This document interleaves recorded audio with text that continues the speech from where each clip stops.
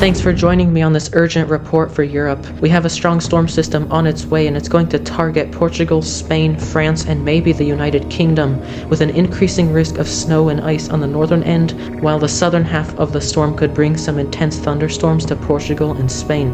We're not going to waste any time since I have some very important information to share in this video, so let's begin.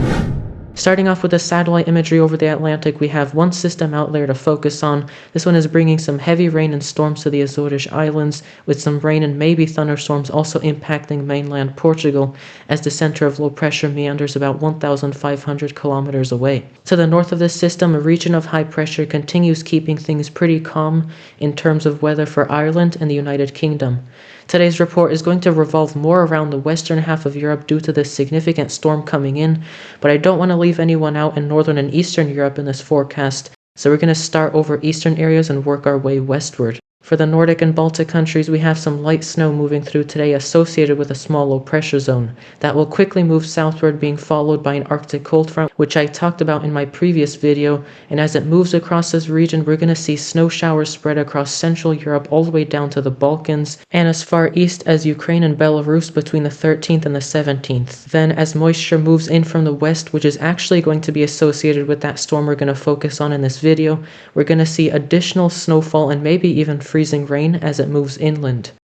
Now for the southeastern part of Europe, we continue to see widespread rain and storms, especially over the Mediterranean, with snowfall in some mountainous areas. All of this unsettled weather will remain until this Arctic cold front reaches the area by the 16th, and then we're going to see a resurgence in moisture as that front picks up steam over the warm Mediterranean waters. And that's why you start noticing this wave of rainfall sweep across Turkey and the Black Sea going into the 17th and the 18th. Now we're going to take a wide view over Western Europe and parts of the Atlantic Ocean to track that big storm coming in.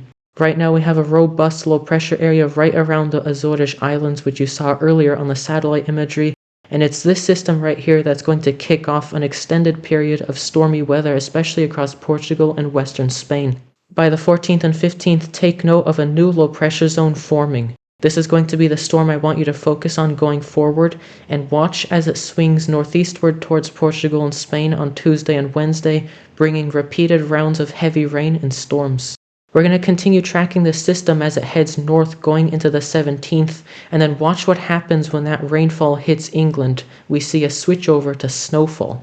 Now this is still several days away, but if you recall in my last forecast I talked about how one or more of these Atlantic storms would move into the colder air in place, and if it occurred just right we could see widespread snowfall. Then over mainland Europe, those pink shades showing up actually represent freezing rainfall, so besides the snowfall threat we may also have to contend with freezing rain.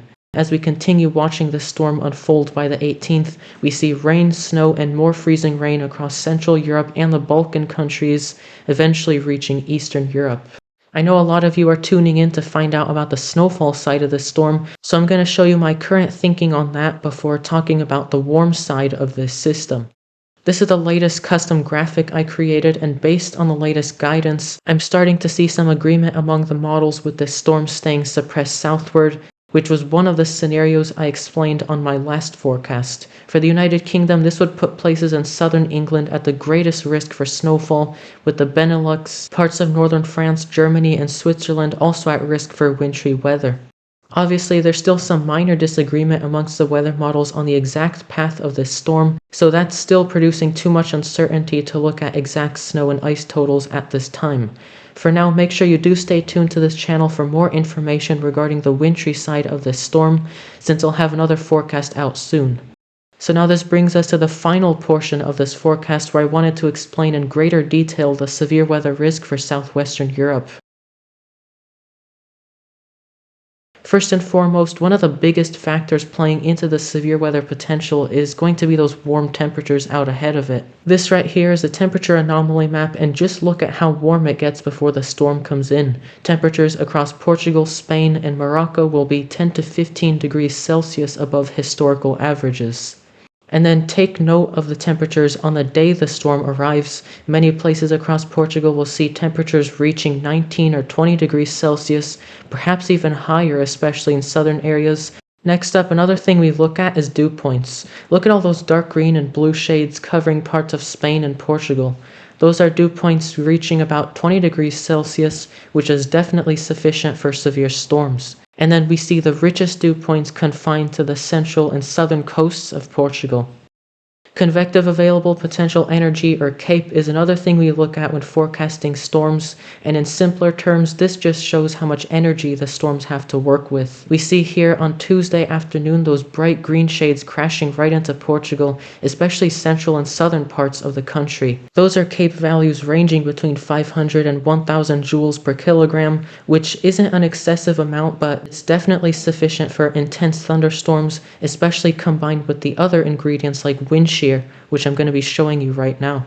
This right here is the 850 millibar wind map, and this is showing us the wind speeds roughly 1500 meters above our heads. And on Tuesday afternoon, we have winds flying inland here at 90 to 100 kilometers per hour above our heads. That right there is perhaps the most concerning ingredient we have for severe storms, especially when you consider the thermodynamics we have in place. With this in mind, I've created my first severe weather outlook for this event to help you have a general idea of where I expect the strongest storms. Areas in the red are at risk for thunderstorms, some of which could be locally severe, but if you are in this dark red zone, I think that's really where we're going to need to be vigilant of this event. I'll be adjusting this outlook for my upcoming forecast as new information comes out, but for now that's going to wrap it up for this video. We definitely have some intriguing and perhaps rare weather ahead of us, so please make sure you subscribe if you're interested in seeing more updates. Thanks for watching, and I'll see you on the next one.